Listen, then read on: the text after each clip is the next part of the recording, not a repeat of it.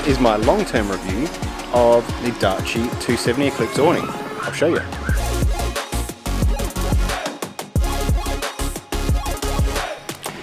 So I've had this awning for, I don't know, 3 months now, and I'll tell you my experience. First of all, I busted a zip.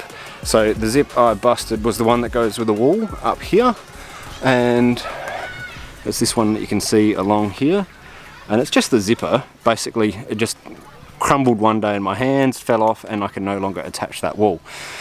Turns out it wasn't my fault though, because as you pack this awnings away, you've got all of these bars that go across here, and they all collapse on top of each other, and when they do, if the zip is in the way, it will crush the zip. So, lesson, when you're taking the zips off of these around the edge here, and like the next one, you can see, so this is the wrong thing to do. You don't leave it where it is there. You put it about, I don't know, 30 centimeters along the line there, and that won't crush as it's all when you're packing it all away. Next, so one problem you can have is water pooling up here, and for my awning it started off pooling here, and also sort of up here and here around the back. But there's a pretty good solution. Like, there's tie down points, and basically as long as you have some tension there, it will release the water like that. And at the same time, on the other side here,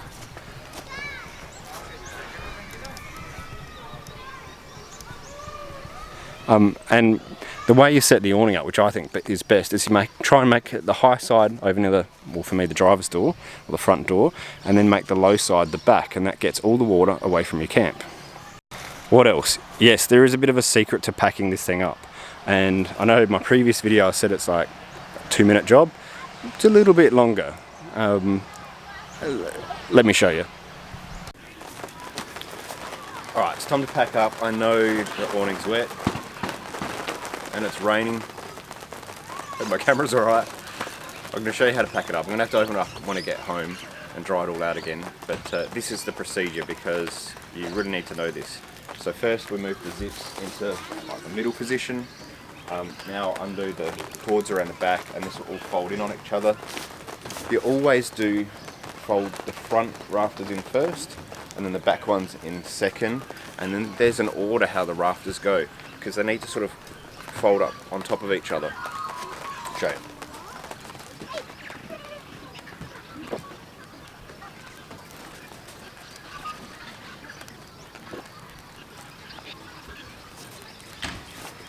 Alright, so I'm going to let that sit for just a minute to try and get a bit more of the water out. Having a step is very handy. Keep one of them close.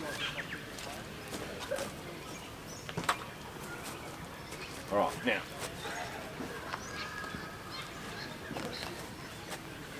get this fold right here.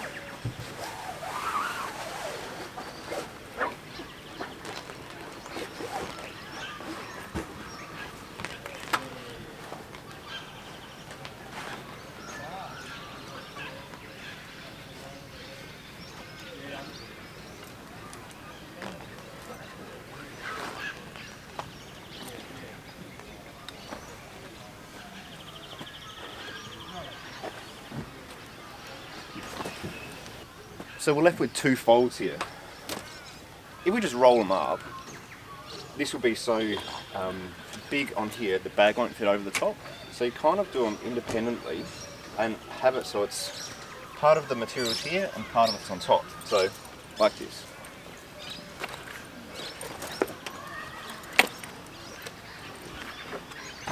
So we get to about this stage, go right over like that. Where you kind of need extra hands. Then you do this the opposite way.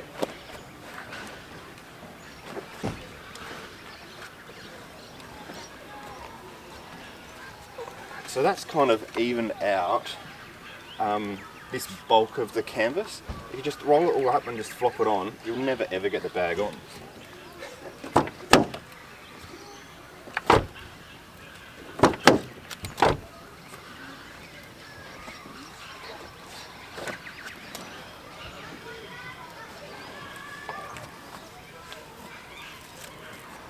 something like that.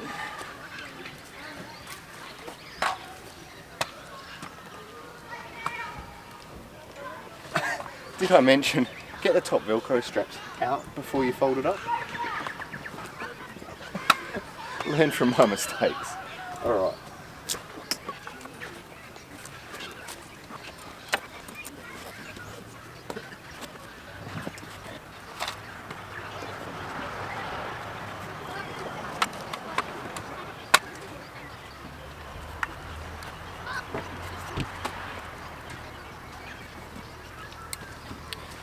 Now personally, I'm just going to leave that like tension itself for a minute, and then I'm going to go and tighten up all these straps, fold the bag over, and it's going to be tight, I can tell you.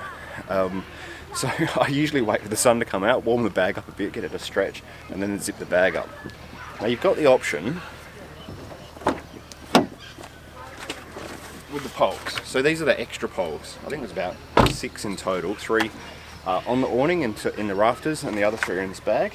You can either get the 3 poles flat, so not like that, and sit them on top, and bring the bag over, and it will work, but it's tight and tricky. The thing is, you don't always need those poles, so I tend to just throw them in the car, and if I know I'm going camping and there's going to be bad weather, then I chuck them in. But for just like sunshade, you don't really need it. It's just if there's a lot of rain.